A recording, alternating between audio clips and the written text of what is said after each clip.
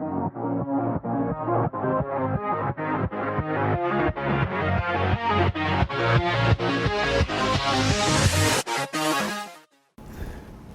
here, I know what I'm gonna do. All right, we're about to go to the grocery store. I'm out of food, so that's one of the reasons why you would go to the grocery. We're gonna show you how people who track macros buy groceries. But before I go to the grocery store, I'm gonna have some protein. Always recommend starting your day with some protein. This has 51 grams, so I'm gonna go ahead and scan it in. This is very much good advice not to go grocery shopping while you're hungry, and I'm ending my intermittent fasting window right now. So I'm just gonna scan this in. I'm gonna submit that. That's taken care of a good chunk of my protein needs for the day. All right, let's go to the store.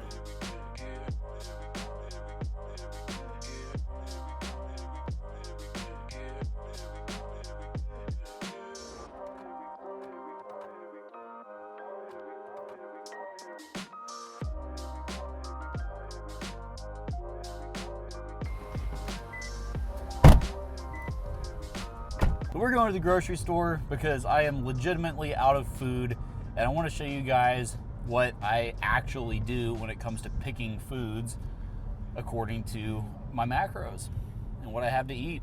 And I'll give you guys some tips and tricks on other things that you can look for when you're at the grocery store picking out what you're going to eat. That'll help you hit your macro targets. Because full disclosure, I am not a very good cook. As a matter of fact, I'm a terrible cook. But that being said, I can still eat stuff that tastes pretty good. I know real cooks can make things that taste better, so I'm not going to pretend like I'm the king on that front. But I can still eat stuff that tastes good, hit my macro targets, keep control of my body, get good results, and live the life, the macro life. So anyway, here we are at Randall's. It's not as good as H-E-B. Sorry, Randall's. But it's the closest grocery store for the sake of this video. What? Basketballs?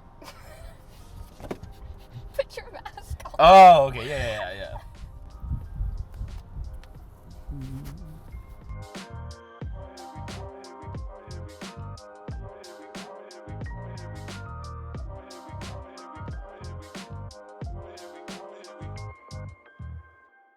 Buy two, get three free. Unless they have anything that I like. This is one of the good parts about tracking macros, especially if you have high targets. You can do stuff like this. Are these regular? Yes. Reese's are my favorite candy, so I'm gonna buy two. I'm gonna get 1, 2, 3 free. All right. This is actually a pretty decent deal. These Oikos Greek yogurts, fairly high protein snack, no fat, 15 grams of protein, 10 grams of carbs per cup. And with this one, 2 for $7, not too bad. So you get a couple of these. There we go. So these, Frigo, cheese heads, string cheese, light. Oh, this one's kind of been opened up. You probably don't want to buy food like that. But 6 protein, 2.5 grams of fat, no carbs per stick. So I'm going to get the not opened up one. All right, you guys are going, what? Cheese head? Yes.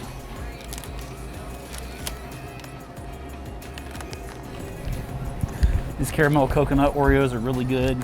I like to dip them in coffee in the morning. A little something I look forward to. But again, I'm working with over 400 grams of carbs a day, so I can get away with this. So in a sense, you can kind of think of this as like a two-part thing. Part one is me showing some items that are really gonna help out with the standard person who's trying to diet. And then part two is just that combined with what I actually eat to reach my targets. And we'll start throwing some stuff together to kind of show you how it works and how it looks in the app. Oh, butter. I need to re-up on butter.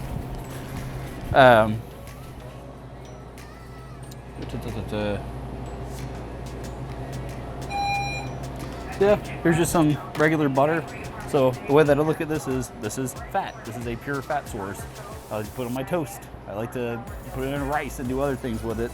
With that being said, it's really easy just to cut off a tablespoon or a half tablespoon, and then know exactly how much fat you're working with.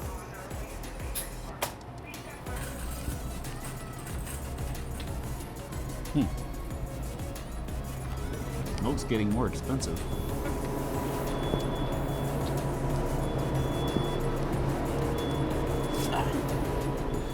But anyway, this one's half off.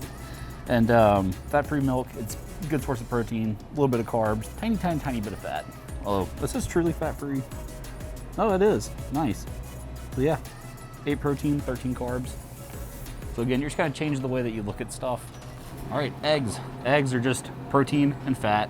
I'm not buying any today because I recently have some, but that's what you want to think about with eggs. And then if you wanted another solid protein source, you get egg whites, which are usually right by the eggs. So there you have it, egg whites.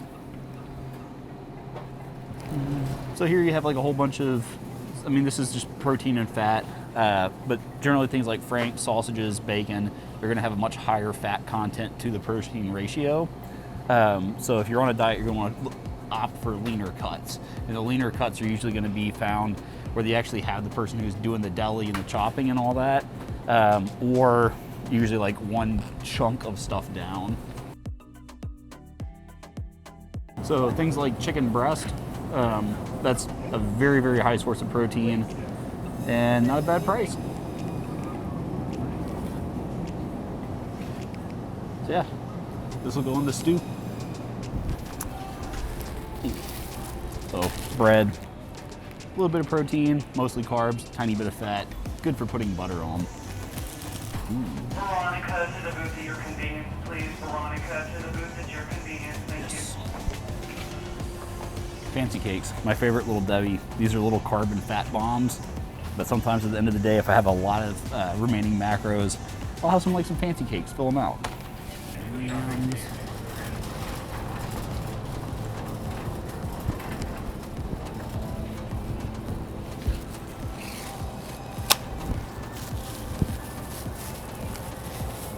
all right, onions, good for flavor.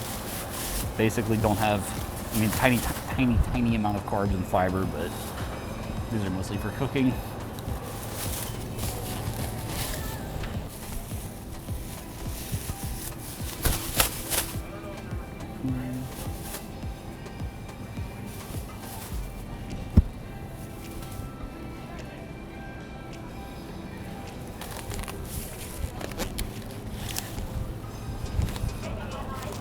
Pretty much source of carbs, and that's about it. A little bit of fiber, good source of vitamin A and K.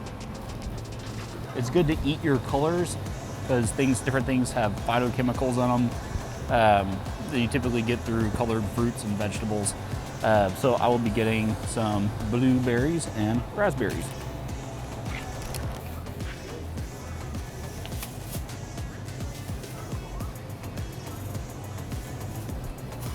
I'll just get a few because it's always a toss-up.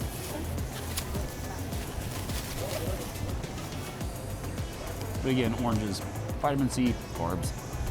Oh yes. These are magical. Apple plums. I guess it's different than a plum cot. These things are fantastic. So I'm going to get 2 baskets of them. But again, mostly carbs. Now I'm going to get some snacks. These Zapp's chips are my jam. That remind me of home. I also like cheese flavored chips a lot. But again, anytime you're looking at chips, it's a lot of carbs, it's a lot of fat, it's a good amount of sodium. So things, if you have high targets, you can again get away with it. It's a good thing to snack on. If you have lower targets, you probably want to advise keeping these stocked up in your house. For example, these 8 grams of fat, 17 carbs, 2 protein per about 10 chips. So 20 chips to 30 chips is probably what most people are going to eat, if we're being honest. So if you have triple that serving size, you're looking at 24 grams of fat or 51 grams of carbs, which to somebody who has high targets like me, not a problem. Lower targets, you might want to be careful. Cherry vanilla bluebell, proof that they're still good in this world. This turns into like a chocolate covered cherry. It's good stuff. That'll do it. I got like some other veggies and perishables at home. But this kind of tops things off and gives a good example of what a grocery shopping trip with a macro tracker can look like. If you ever wanted to know what a fitness trend looks like, look no further than what you find in the aisles of a grocery store. What do these have in common? You be the judge.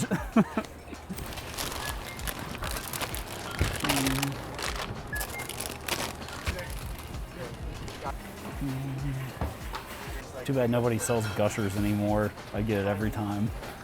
That was the good stuff.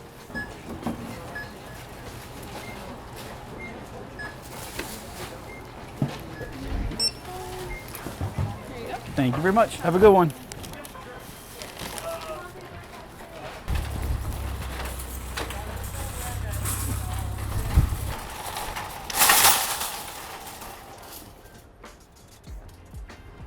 There's nothing worse than people who don't put up their grocery carts.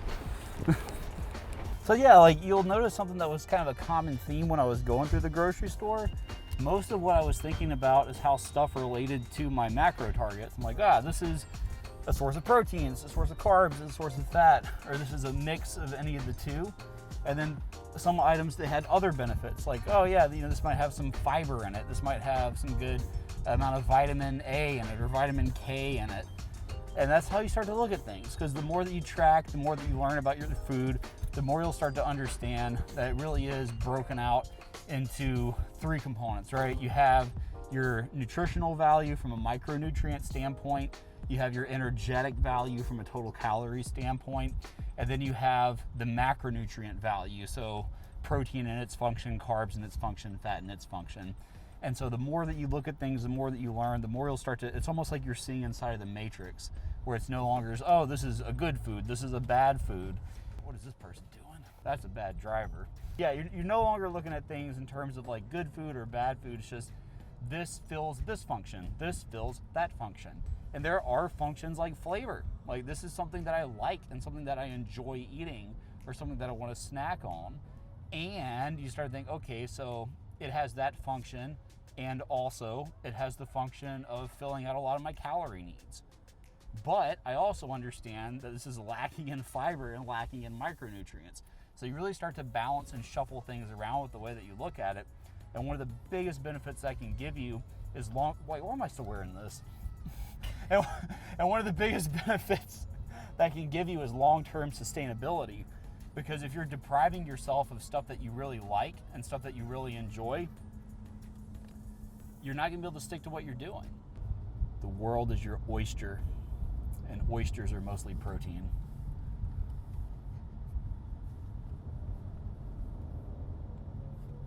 Tiny, tiny bit of fat.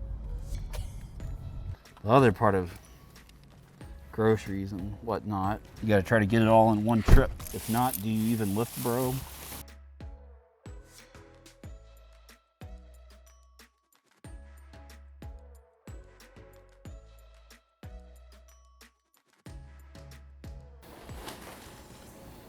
So happy to see me. So I'm going to be making a recipe here in the app, and all I'm going to do is edit out the amount of chicken breast that I'm adding, because this is 3.95 pounds. It would be a lot of chicken to put in this recipe. So I'm going to try to make that around like 22 ounces. Open this up.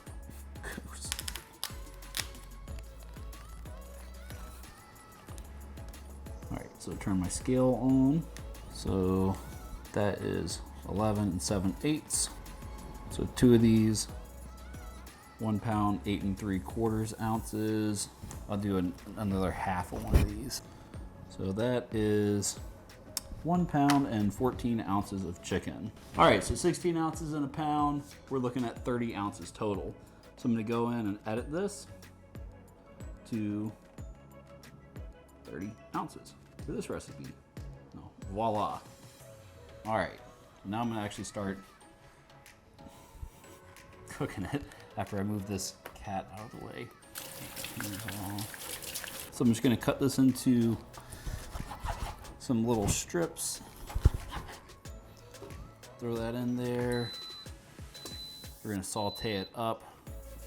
Just making this little recipe. So I'm also gonna put in an onion, I'm gonna put in 2 potatoes instead of 4.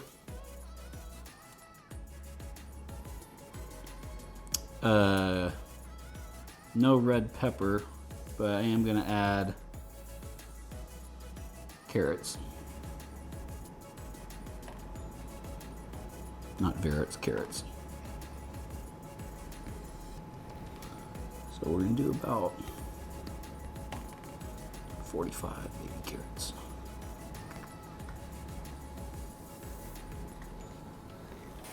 All right, so now I'm gonna add my chicken and taters from lunch.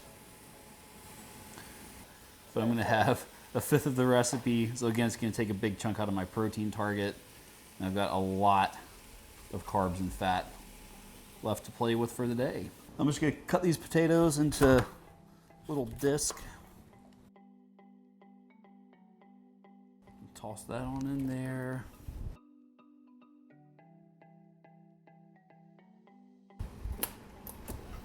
Throw that one on in.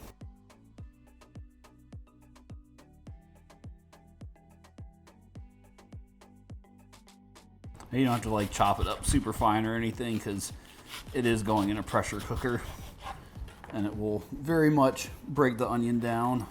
You can just kind of break it up with your fingers a little bit. Now we're gonna add in baby carrots. Now with things that are fairly low in calorie content, it's safer to estimate. For something that's higher in calorie content, you're probably gonna wanna be a little more accurate with your measurements. Gotta have seasoning. So you're gonna put in about a tablespoon of olive oil. And then season to taste. Put a little bit of water in there too. The moisture from all these different vegetables should be enough, but just to be safe, I like to put a little more in. Seal it, and then just hit the little meat stew function. Do about 35 minutes, and you're gonna have a delicious chicken and tater stew. And so while that's cooking, I'm gonna have one of these apra plums or plum cots, which are super good. And if you find them in your grocery stores, please buy them, because the more that you buy them, the more that the grocery stores will know, hey, there's a demand for these delicious, wonderful things. So I'm gonna add that real quick.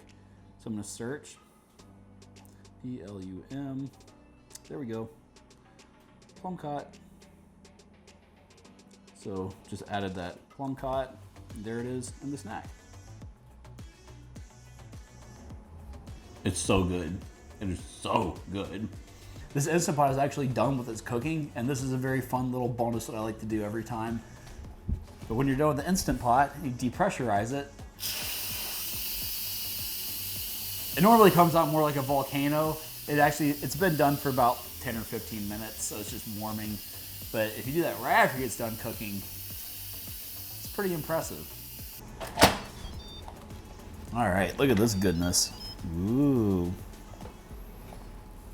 Everything's perfectly cooked, smells delicious. But again, it's just finding things that really fit your preference and what you like, making sure that you're getting enough fiber in, making sure that you're eating things that have vitamin and mineral content, and also finding things that fill out your macros and get you in range of your targets. So my averages are right where they need to be. Today I'm where it needs to be.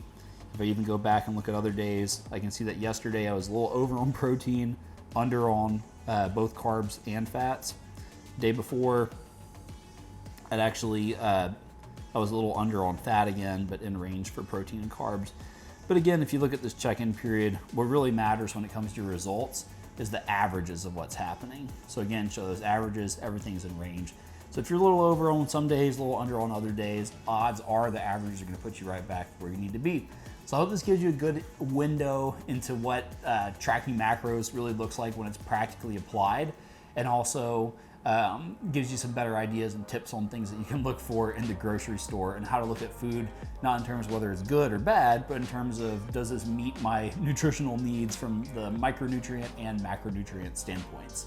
And as always, be sure to subscribe to the channel so that way you don't miss out on any of the good and helpful information that we're serving up hot and fresh every so often. See you later.